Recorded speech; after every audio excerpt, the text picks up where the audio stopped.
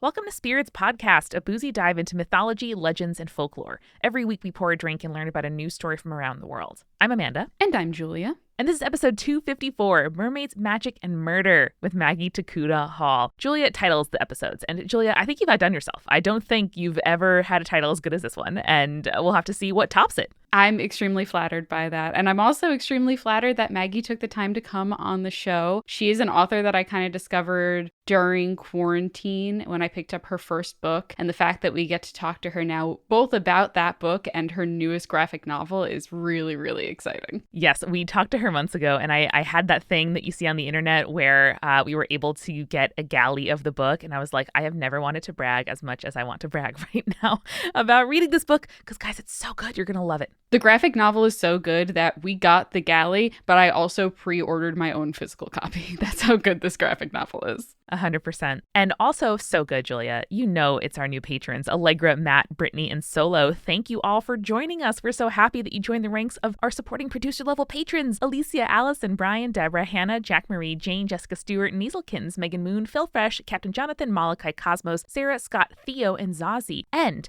the legend level patrons: Audra, Clara, Drew, J. Bay, Key, Lexus, Mary, Morgan, Morgan H, Mother of Vikings, Sarah, and BM Me Up Scotty. All fantastic people with a lot of magic and hopefully not murder in their lives, but we hope if you want to learn about murder, you have it in your life. I don't know. That got away from me. Well, we love spiritually hanging out with them as our beloved patrons, and we look forward to hanging out with some of you next week for our live show. Ba-ba-ba. Julia, I can't believe spooky season is here. We're in the midst of it. My powers are returning, and we're going to be having a live show that you can also watch after the fact, BT dubs, if you can't make it or you're in a different time zone, October 27th at 8 p.m. Eastern. And tickets are at spiritspodcast.com/live. You have to check it out. I am debuting a new type of game for us to talk about. Breaking news. I didn't know that. I love it. And I think you guys are going to enjoy it. It's got a great, at least one of the segments has a great visual element that I think is worth coming and getting tickets for solely for that segment. So your ticket involves both. You can come live or you can watch it later so you can rewatch it. We try to make it,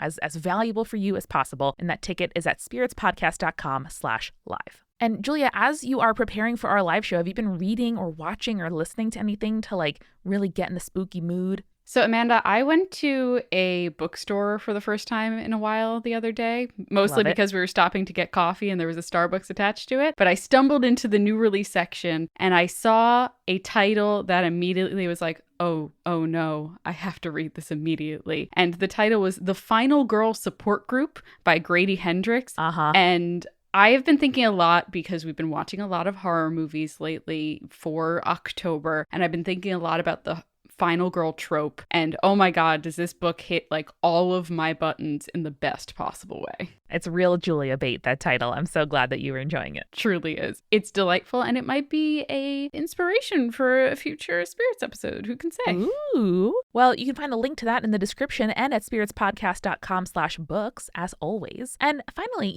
if you out there, wonderful conspirator, have caught up on spirits and you're reading our book recommendations and you're like, damn, I just wish there was another podcast from Multitude that I could catch up on. May I recommend our newest member show, the Newest Olympian? I know that Amanda and we kind of missed the boat when it came to the Percy Jackson series. I think we were a little bit too old when the series came out. But I have really been enjoying listening to our pal Mike Schubert read through the Percy Jackson books for the first time and experience Greek mythology through a lens that isn't just spirits and also the game Hades on various platforms. So whether you want to join and use this podcast like a book club to read the book along as well, or you have and you're interested, or you're not and you just want to enjoy some entertainment, go to thenewestolympian.com or search The Newest Olympian in your podcast app. Comes out every Monday, new episodes. Woo! All right, well, we are so excited to bring you this conversation with Maggie Tokuda-Hall. All the links that you're possibly going to need to all of her books are in the description. And without further ado, we hope you enjoy Spirits Podcast episode 254, Mermaids, Magic, and Murder.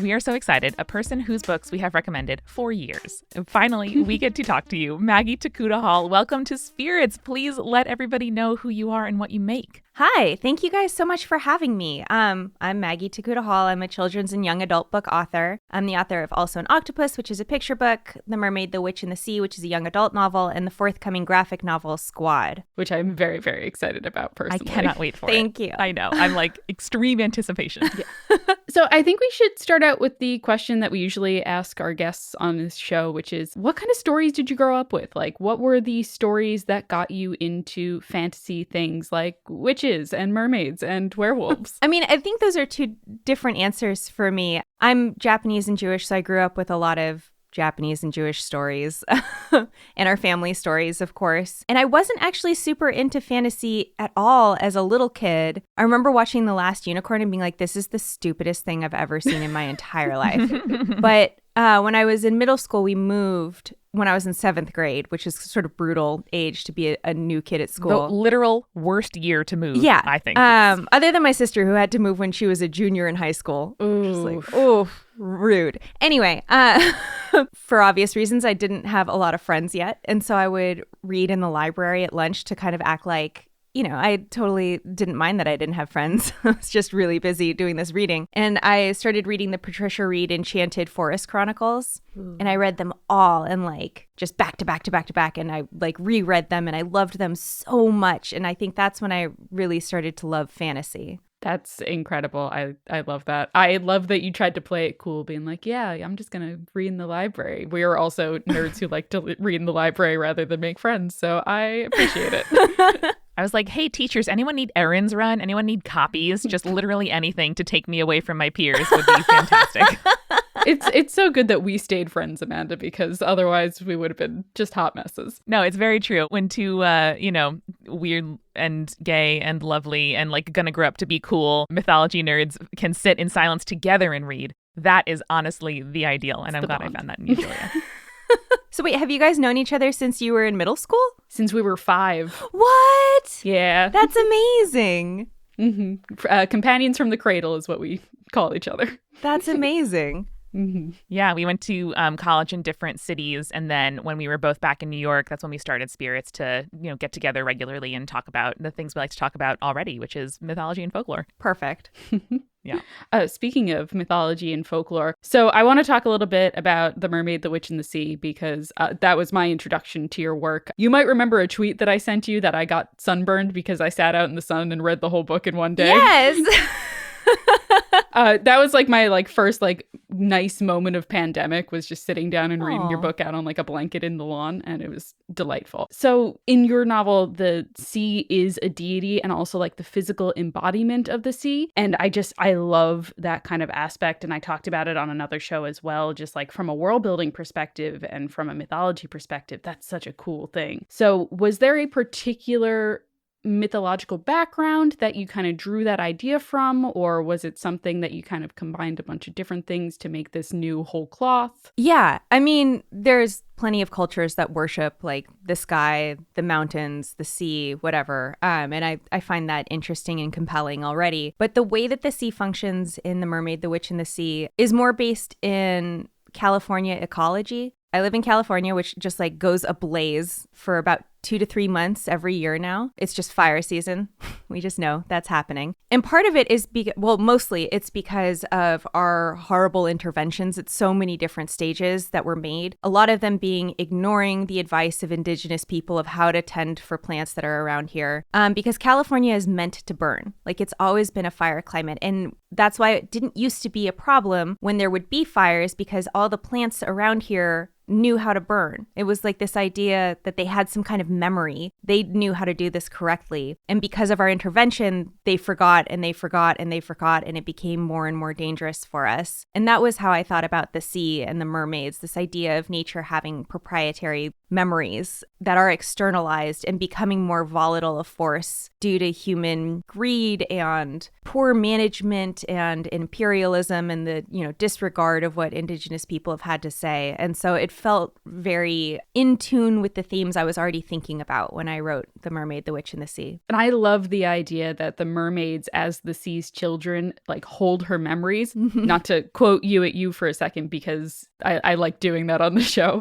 But for she is too old and too great to hold them all herself. When a new memory rises and demands to be held by the sea, a mermaid is born. And I cried a little bit at that. I think that's really beautiful. And I love the idea that you kind of drew from like the memory of plants and the ability for like this force of nature to hold memory. That's something I would have never expected to be the inspiration for that. And to find that out is very, very cool. So thank you for that. Oh, I'm glad. Also, I'm pretty sure every writer likes having their work quoted back at them. You're like, oh, me? You want to quote me? Oh, no, don't. Stop. I feel like if I was a writer, I would be embarrassed. Be like, no, don't. I don't want to hear my own words at me. Don't say that. It's like both. It's like being told you're pretty. You know what I mean? You're like, no, Yes. gross. Oh, I hate it. Tell me more. Stop more. Yeah, please. Say it again.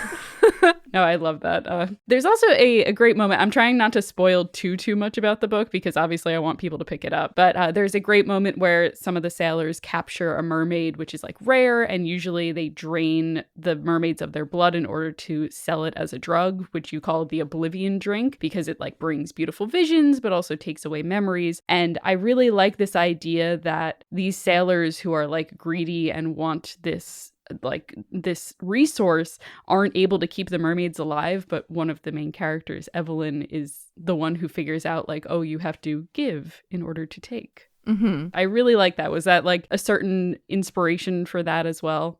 Or was that kind of just like, I want to show that this sweet, sweet girl is very good and pure? Gosh, yeah. I think it's more the latter. And less that she's pure than that she's just willing to make a sacrifice. Mm-hmm. Like, it doesn't even occur to any of the men that they might have to give something to make this work. And because all the magic in this book kind of functions on sort of like a fucked up barter system. Like, yep. If you're going to have power, you have to give something.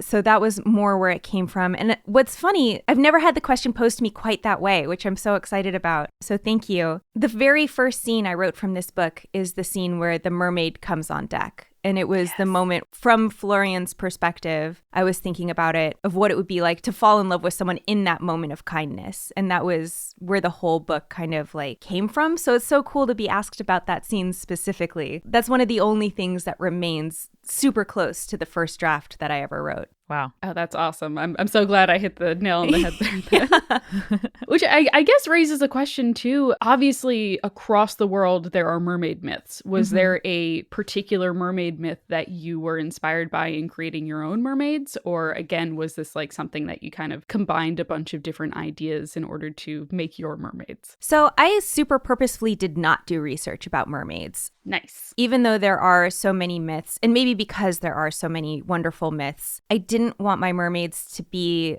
identifiable to any one nationality or group or, sort of storytelling tradition. And so I did my absolute best to create them whole cloth as best as I could. Because so much of fantasy comes from the British history of imperialism, it's really hard to escape certain trappings and tropes that are made by this sort of vicious and violent force in the world. And I was trying my best to acknowledge my own participation in these systems and privilege from them, while also creating something that didn't pander to that, like didn't rely on those things, as best as I could. And I think you did a great job, because I do think your mermaids are very unique in a lot of, and I read a lot of fantasy, in a lot of the fantasy that I've seen in the past. So Thank you. Congratulations on that. I really liked them. Thank you. Jeez.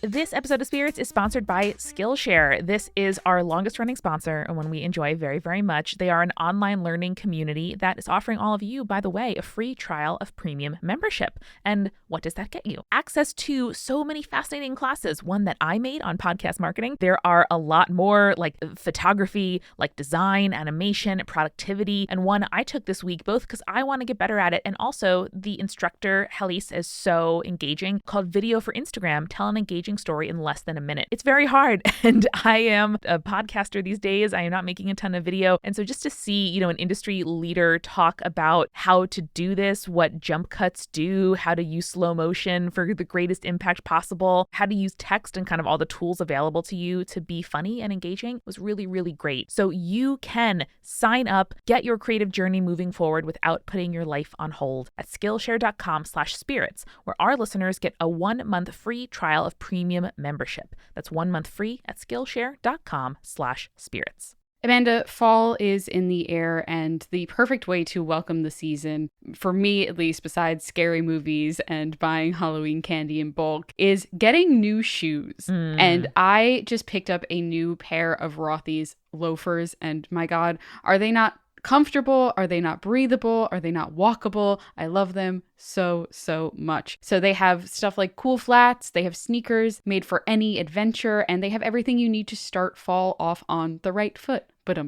And it's not just shoes for me, Amanda. I picked up a new pair of sneakers for Jake because now Rothy's also has men's shoes as well. Their men's line features the same level of craftsmanship as Rothy's women's line, and they sell stuff like sneakers or driving loafers. I know that editor Eric also got an extremely cool pair of shoes that we helped him pick out when Rothy's was like, hey, we got men's shoes now. We're like, yes, awesome, Eric. And they're durable, they're washable, and they are better for the planet. And they are also rigorously tested for a perfect fit wash after wash. That's right, you can wash these shoes. It's wild. So to help you welcome the fall season in style, Rothy's is doing something special. That's right, they gave us the chance to share this super rare opportunity with our listeners for a limited time. Right now, you can get $20 off your first purchase at rothys.com/spirits. That's ROTHYS.com/spirits. Head to rothys.com/spirits and find your new favorites today.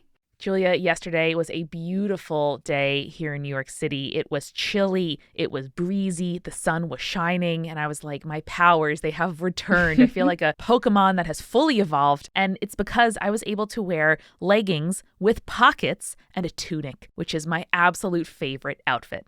Honestly, the dream. That's just the peak of comfort. And I imagine, Amanda, that those leggings in particular were very, very comfortable. They were very comfortable. They were squat proof in case I got really excited and was moved, or I dropped my phone and I had to squat down. You don't want to be thinking about like how you're going to appear. You want to know that whatever you're doing, whether you are doing athletics, hanging out, going to a brewery, chasing after a pet, that you're covered and you're comfortable. And that's why we love that Girlfriend Collective is a new sponsor. They make cute and comfortable bras, leggings, shorts, tanks, t-shirts, swimsuits, all kinds of things, sizing from extra small to 6XL. Also, one of my favorite things about Girlfriend Collective is that they have a garment take-back program called Re-Girlfriend. So once you're done loving your pieces, which you'll have them for a long time, they're not going anywhere. But once you are done with them, you can send them back to be upcycled into new girlfriend gear. So you can join the collective today. And for listeners of the show, Girlfriend Collective is offering $25 off your purchase of $100 or more when you go to girlfriend.com/spirits. That's $25 off $100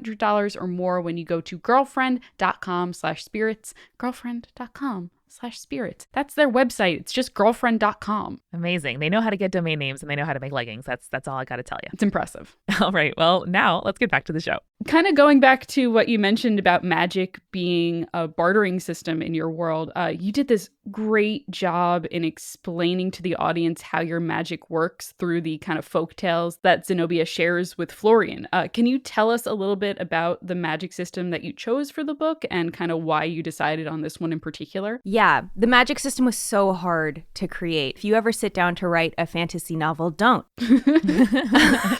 Don't make rules. The hardest part of all of this was like, how the fuck does the magic work? Like, God damn it, why did I do this to myself? You have to suddenly become an expert on like thermodynamics and physics and, conservation of energy. I mean, the lines between science fiction and fantasy are like, I think, make-believe in a ton of ways. And I think the invention of a magic system is like perfect examples of that, because there are so many people who really do want magic to function like science. Mm-hmm. Like, give me the rules. Tell me how this is going to work. And I'm like, but I just wanted them to have magic.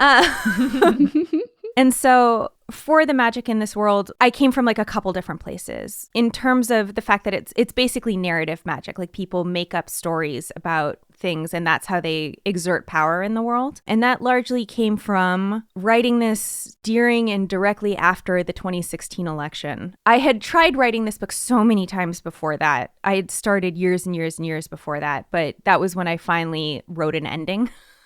Yeah. And started kind of like being more clear about what the rules in this world were. And I watched Trump making these fucking specious, terrible claims that had nothing to do with reality about his own life and about the world. And it didn't matter that those things weren't true. They still held this incredible sway. I hate him with all of me, but you can't deny the fact that he had this incredible power in creating a fake story. And to me, that was like a kind of magic. It didn't make sense. It had no bearing in reality. It had nothing to do with science. And so I was like, okay, that's really interesting. And I had that in my mind. I also grew up Jewish. So the telling of stories and retelling of them and thinking about the different ways that they function is something that's very natural to me and something that I do all the time from so much childhood practice. And then when I really started thinking about the idea of like making stories and that being a type of magic, it came back to writing for young adults for me, which I feel like that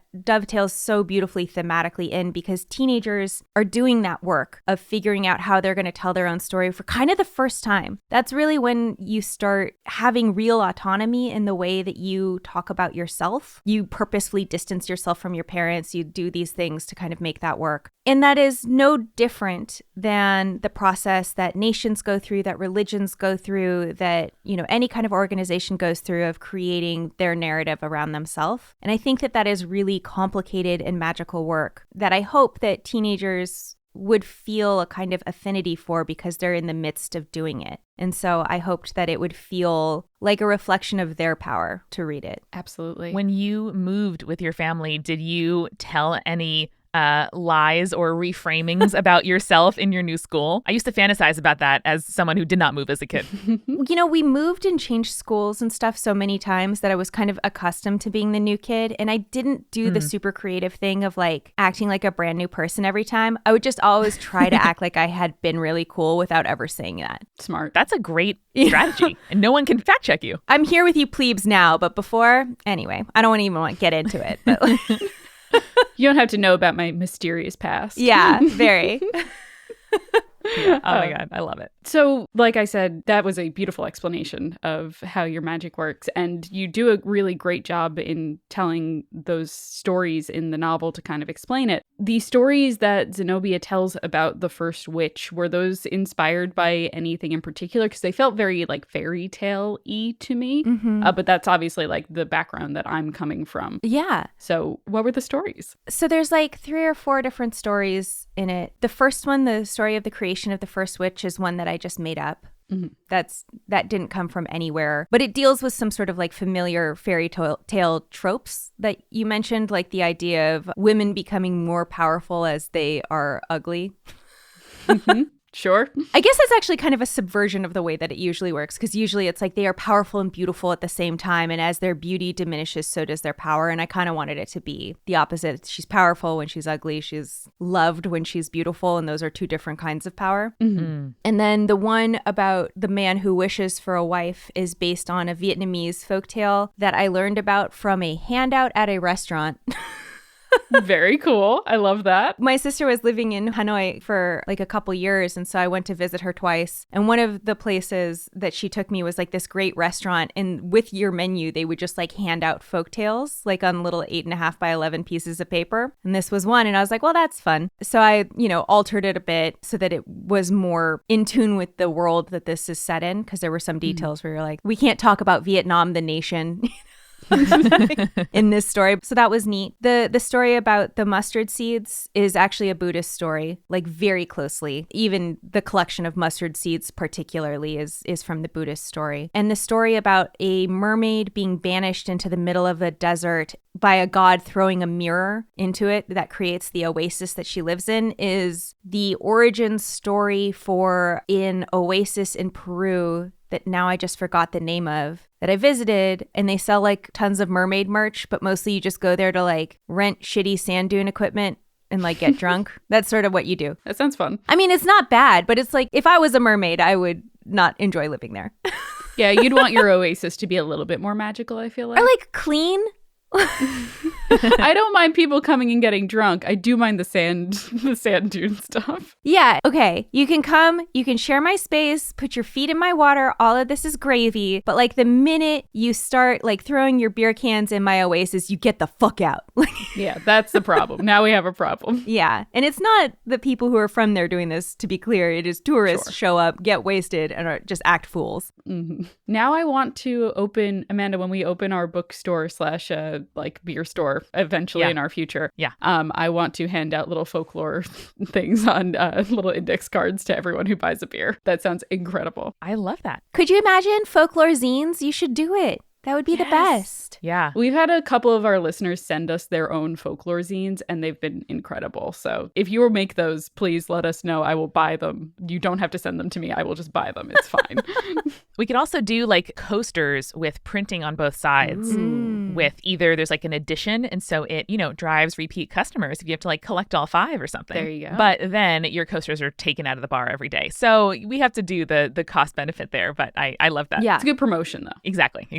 So we talked a little bit about Florian briefly before, but Flora / Florian's gender is a huge part of the book, and for me, one of the most impactful parts of the book. So I would love if you could talk a little bit about the choice to kind of approach gender in the way that you did with Flora and kind of how it impacts the rest of the story, if you don't mind. Yeah, I don't mind at all. So like I was saying earlier, the idea of sort of writing the story of who you are being the work that, kids and teenagers are doing is something that Florian is in the middle of doing throughout the course of this story. The work that they do on themselves is just as pivotal for every plot point as the work that, Zenobia does to train them to be a witch, that Evelyn does around herself to kind of empower herself. And I think my ideas for the way that Florian feels about themselves come from a lot of different places. I am a huge fan of girls dressed up as boys in fantasy stories. Like that's like always my favorite thing. I did want to complicate it. Like I didn't want it to just be a question of passing, which I think is actually not that interesting of a question. It's fun. It adds like a lot of fun tension, and it can be like sexy fun. So in no way is that meant to be shady toward books that have that. But I wanted to get it kind of like root questions about the way that gender functions as something that is surveilled and punished. And so the reason Florian sort of becomes a boy, is treated as a boy, is raised as a boy among these pirates, is in part for his own safety, but also is Rake's way of basically communicating to the other pirates that he's demanding respect for this child. And it's like, well, you can't be a girl, so you're just going to be a boy. That's how it is. And the idea of being a boy to be safe, I think, is... I thought a lot about the guys who I grew up with and the way that toxic masculinity played out among them and how different they were when they were with each other versus when they were just with me versus how they were with their girlfriend or whatever it was, in the way that they would become more violent, more aggressive, more confrontational when they were all together. As a way of sort of proving their manhood. So Florian reflects a lot of that. But, she also reflects a lot of feelings I've had about my own gender as I go through life. And my feelings change wildly from context to context and from period of life, to period of life. And so I wanted to have a character who reflected the fact that gender isn't a question you necessarily know the answer to all the time. And that she would end being gender fluid as opposed to... like straight up non-binary. Sometimes it's easier to use they, them pronouns for Florian because switching back and forth between he and she in conversation can be disorienting for people, which is kind of part of it. It is disorienting. It's difficult. And I think when you come to that side of it and realizing, both of these things are true, neither of them are the whole truth. I just wanted to have a more complicated version, I guess, that better reflected how I feel and also how I see these questions being played out among my friends and people I'm around. It's not always just like a clean, aha, I understand now moment. Yep. Yeah. No, I feel that very much. Yeah. I will also say I saw the title of the book and I was like, oh yeah, those are all things that I like. And then someone wrote a blurb. It was like gender fluid pirates. I'm like, oh God, pre-order. Where's the pre-order link right now?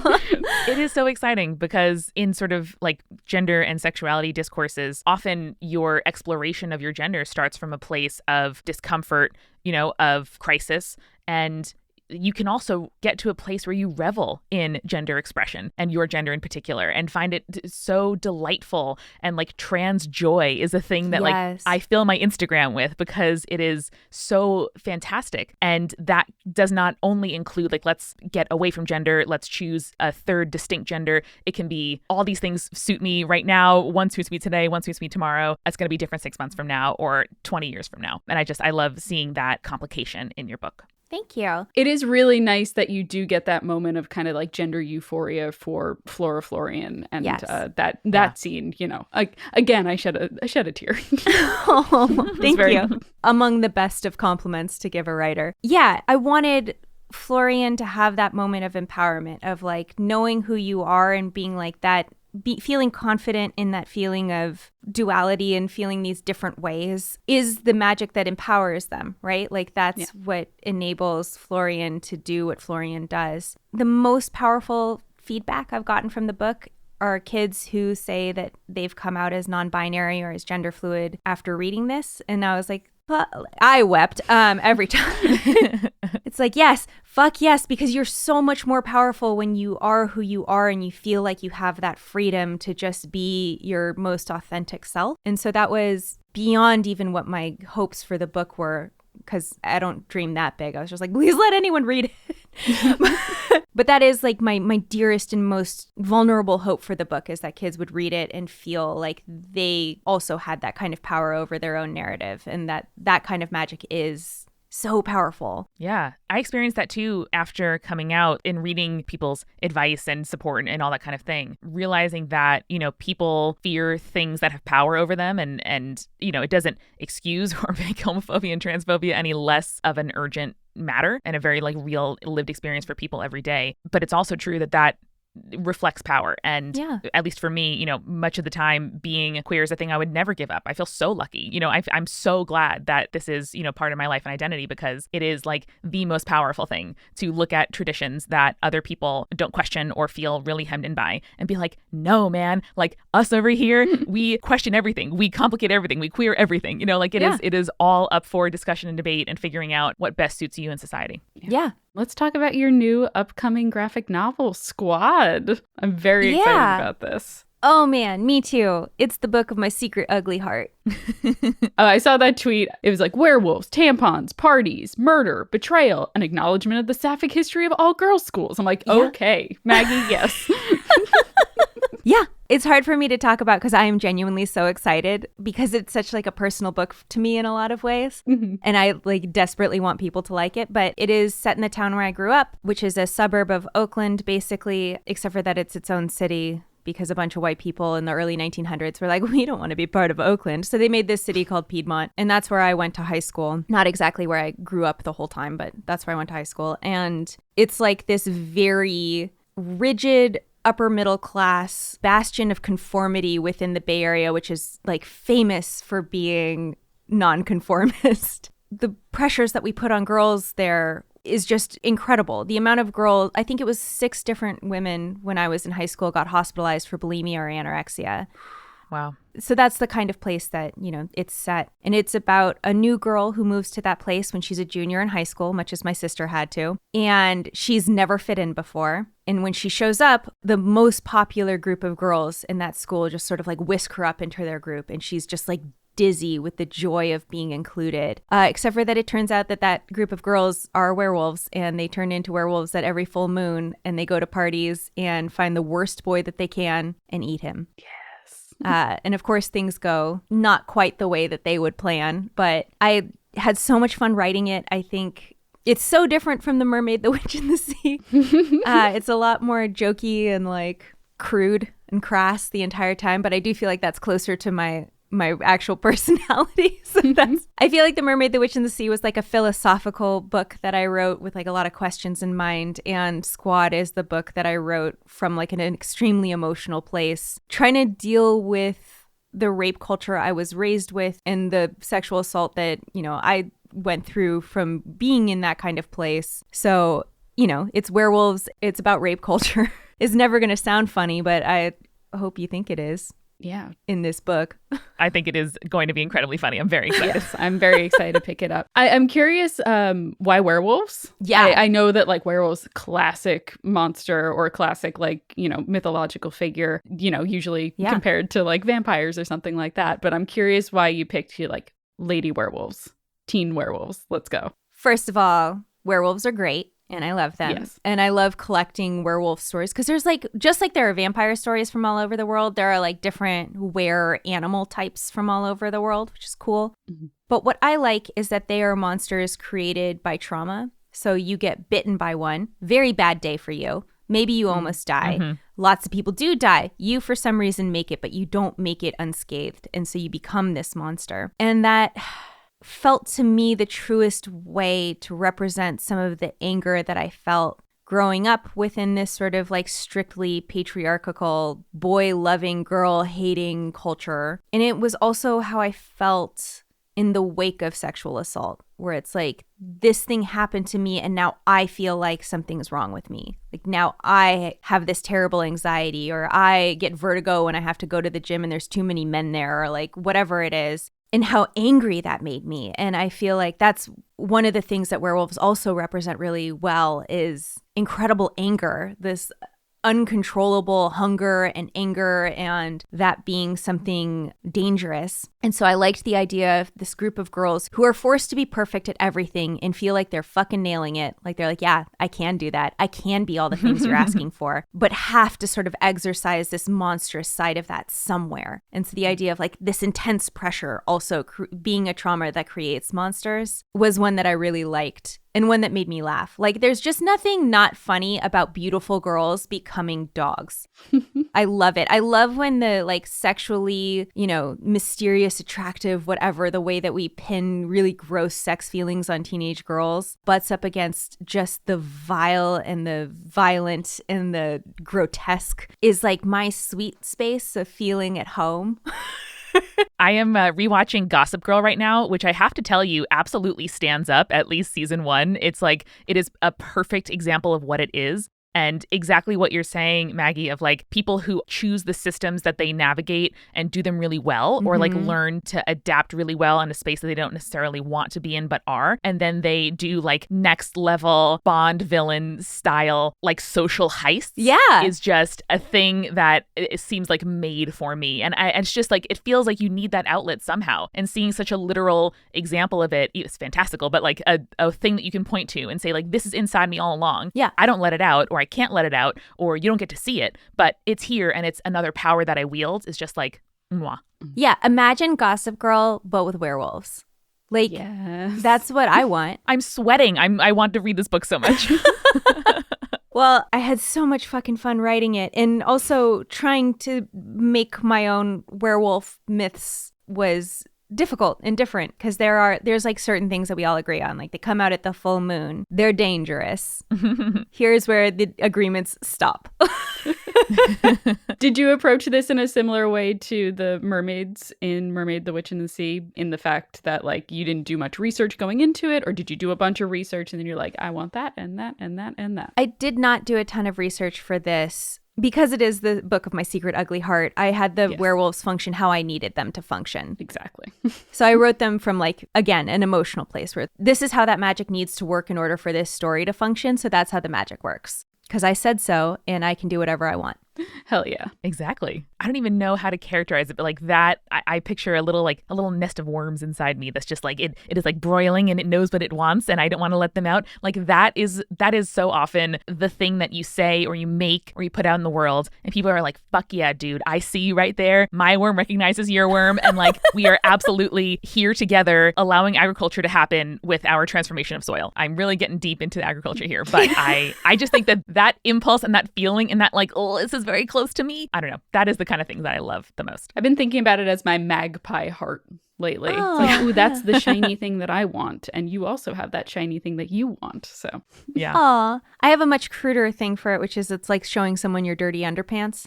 Like that's how it feels when you put a book out. I haven't had to do it quite yet with Squad because it hasn't gone to the public, or it doesn't even have arcs yet, etc. Mm-hmm. But I remember feeling that way with the Mermaid, the Witch in the Sea, which was it was like, oh, do you want to see my intellectual dirty underpants? Like, that's very much how it felt. And with this one, it's like, do you want to see my messiest dirty underpants? Yikes. Sorry about that. Amazing. No, I love it. I super love it. You also got to work with Lisa Sterl, who has designed my favorite. Honestly, I have a bunch of tarot decks. I think she has my favorite at this point. It's fucking the cool. Modern Witch is so cool. Yeah. How was that process? Did you I don't know how graphic novels work for the publishing industry. Do you reach out to the artist that you want to work with? Does your agent put people together? Tell me how that works. So I went the traditional book publishing route. Comics publishing is its own entire thing that I cannot speak to because that's not what I did. So I wrote the script for Squad. My agent sold it to HarperCollins, to the Green Willow imprint there. And then the editor who bought the rights to it found Lisa and hired her. I wrote the script. Lisa took a look at it. She had a couple things where she's like, what do you think about this kind of change? And I was like, yes, this sounds great. And so there were a couple little edits that happened, but mostly, I wrote my text, sent it off to her. She drew the illustrations, sent it back to me, and we would kind of check and make, little changes as things were necessary. And it's way more fucking fun than working on a novel, I'll be honest, because there's someone else involved. So you're not just sitting alone in your room with your hand in your pants being like, does this make sense?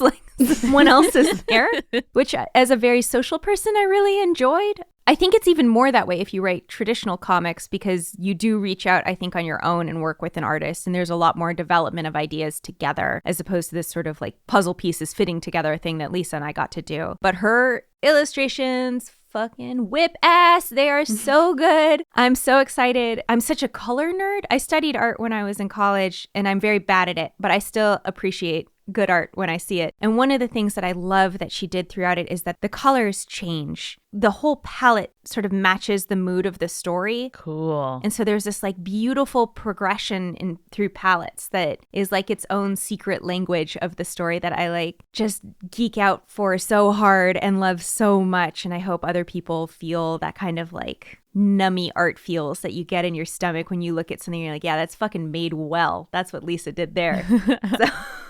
No, I love that. I love that you get to write something and then you get to see it physically emerge in front of you and see the images that you had in your head all of a sudden on page. That sounds incredible. I want to do that now. It's amazing. It's the fucking best. Every time I've gotten to work with an illustrator is just magic and so cool. So anyway, if you have any illustrators in your life, give them a hug. They're doing the work. Doing the Lord's work. Yeah. It is pretty magical when somebody puts on paper a thing that I just imperfectly expressed with my flesh form that I can't give them a USB from my brain, right into theirs. But when they get it, I'm just like, holy shit, yes, that's exactly what it is. Yeah. There's a few. It's funny with illustrations. I feel like it goes both ways where it's so magic when you look at something, you're like, that's exactly the way I imagined it. Oh my God. Did you get a USB from my brain? Perfect. And then there are the ones where you look at it and you're like, that is so much better than anything I could have possibly imagined. Oh, yeah. And both are these beautiful, magical moments that make me so grateful for these professional illustrators who are just so wildly talented. I genuinely don't understand how their brains work. No, it's incredible. And I'll be honest, I saw separate tweets from both you and Lisa, and it took my brain a minute to kind of put it together, be like, oh no, they're working on something together. Oh no, it's gonna be so good. I don't know anything about it, but it's gonna be great. So that was, I'm sure our audience will also share that excitement once they pick up the book. Oh, I hope so. I don't doubt it. I feel like it is perfectly up just our listeners' alley because it's got creepiness, it's got coolness, it's got teens, it's got werewolves, there's murder, and it's going to be great. People are going to love it. And when this episode comes out, Squad will be available that people can get it in bookstores. Yes. We're recording this in April, and I hope that this is I don't want to be rude and say I hope this is the most fun interview you have about this book, but I hope that at the end of your press cycle, you look back and you're like, that was one of the good ones. I'm sure I will. Can you tell people where they can find you and your work on the internet, please? Yeah, you can catch up with all my work on my website, prettyokmaggie.com. You can follow me on Twitter. That's where I hang out an embarrassing amount of the time at EMTEEHALL. And my books, Also an Octopus, The Mermaid, the Witch, and the Sea, and Squad, can be purchased from any independent bookstore near you. Yep, and we'll have a link to all of those in our bookshop.org website. Yeah! Hooray! Well, thank you again, Maggie. I can't wait to read Squad. And everybody, remember, stay creepy. Stay cool.